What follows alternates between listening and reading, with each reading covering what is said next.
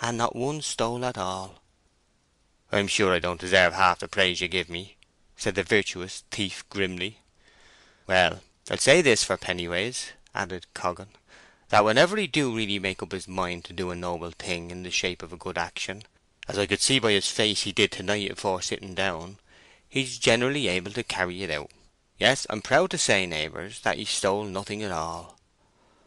"Well, 'tis an honest deed, and we thank ye for it, Pennyways," said Joseph, to which opinion the remainder of the company subscribed unanimously. At this time of departure, when nothing more was visible from the inside of the parlour than a thin and still chink of light between the shutters, a passionate scene was in course of enactment there. Miss Everdene and Boldwood were alone.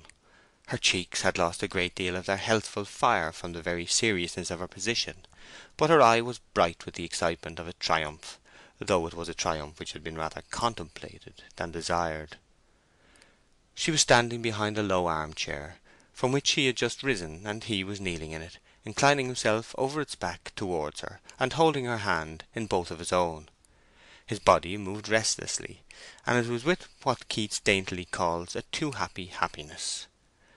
This unwonted abstraction by love of all dignity from a man of whom it had ever seemed the chief component was in its distressing incongruity a pain to her, which quenched much of the pleasure she derived from the proof that she was idolized.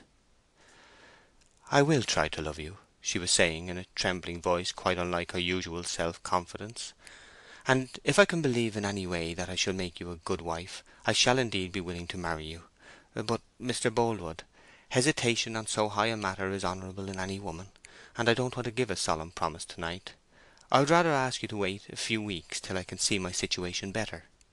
"But you have every reason to believe that then—" "I have every reason to hope that at the end of the 5 or 6 weeks, between this time and the harvest, that you say you are going to be away from home, I shall be able to promise to be your wife," she said firmly. "But remember this distinctly: I don't promise yet." "It is enough. I don't ask more.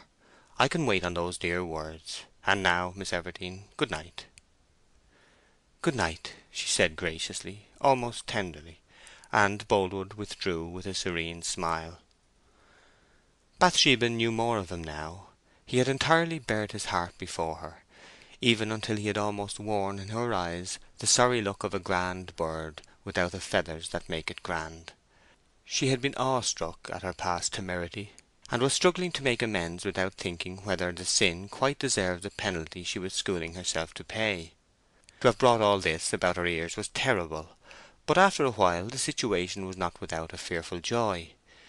The facility with which even the most timid women sometimes acquire a relish for the dreadful, when that is amalgamated with a little triumph, is marvellous. End of chapter 23.